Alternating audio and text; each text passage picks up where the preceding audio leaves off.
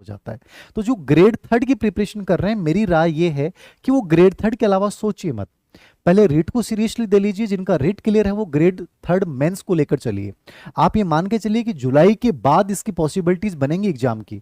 अप्रैल मई में इसका विज्ञापन आता है खाली पदों के आधार पे, तो इसके बाद आप 5 या 6 महीने जोड़ लीजिए। ग्रेड फर्स्ट कर रहे हैं वो ग्रेड फर्स्ट में लगे रहे, ग्रेड सेकंड कर रहे हैं वो ग्रेड सेकंड कर सकते हैं, ग्रेड थर्ड को लेके चल सकते हैं, क्योंकि बहुत सारी चीजें उनकी इक्वल हैं। अब आप ये चाह रहे हो कि इनमें से हटके एकदम नई एग्जाम पैटर्न भी मैं साथ में करूं, तो नहीं करना चाहिए। जो कर रहे हो उसको बेहतर तरीके से करो आप, ठीक है। आपका सपना आरएस का है तो आप आरएस को कीजिए। तो ये 2-3 चीजें थी मेरे अकॉर्डिंग, आपके समझ में आई होगी। संस्कृत शिक्षा विभाग के सामान्य शिक्षा विभाग के साथ भर्ती आएगी, संशोधन हो चुके हैं। कितने पदों पे है, तो सामान्य शिक्षा विभाग के जुड़ के और एक संयुक्त भर्ती आ जाएगी। रीट के रिजल्ट आने के बाद भर्ती आएगी, इससे पहले कोई भर्ती नहीं आएगी ग्रेड थर्ड की। रीट का रिजल्ट मार्च अप्रैल जब भी आएगा, ठीक है। रीट जनवरी में हो जाएगी। और संस्कृत के 2 लेवल मैंने बता दिए।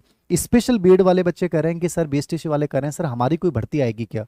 एनईपी 2020 ये प्रस्ताव रखती है कि हर विद्यालय में एक विशेष शिक्षा का पद होगा।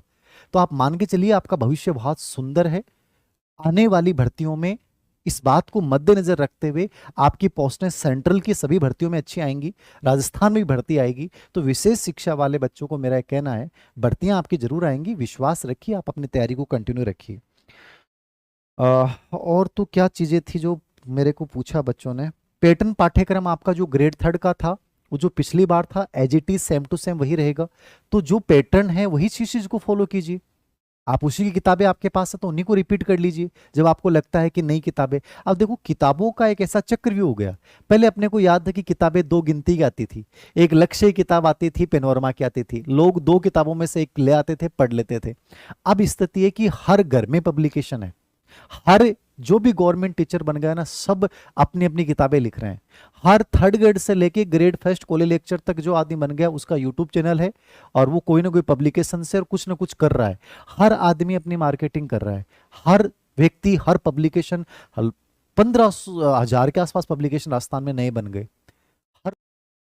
देखो दोबारा रीट उन्हीं बच्चों को देनी है जिनको स्कोर अच्छा नहीं रहा था और उनके पास टाइम है। देखो रीट कोई बहुत बड़ी भर्ती नहीं है जिसको लेकर आप बहुत तनाव लें। आप साइकोलॉजी अच्छे से पढ़ लीजिए, आपके मेंस में भी काम आएगी, सेकंड ग्रेड फर्स्ट ग्रेड में सब में साइकोलॉजी पे ध्यान दे लीजिए।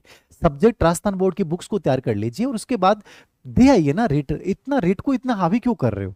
इतना बड़ा एग्जाम नहीं है जितना आप तुम तनाव ले रहे हो। उसके बाद साथ साथ में आप साइकोलॉजी तैयार होगी, सब्जेक्ट तैयार हो गया तो लगभग पार्ट तो आपका मेंस का भी तैयार हो गया ना। नुकसान कहाँ रिट देने में।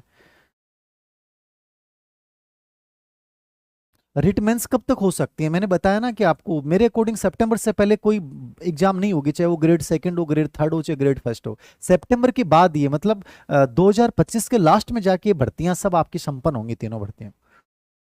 सेकंड ग्रेड कब होगी, डीपीसी के बाद भर्ती आएगी। तो देखो अपन 2025 लास्ट से पहले कोई संभावना नहीं एग्जाम होने की, बता रहा हूँ।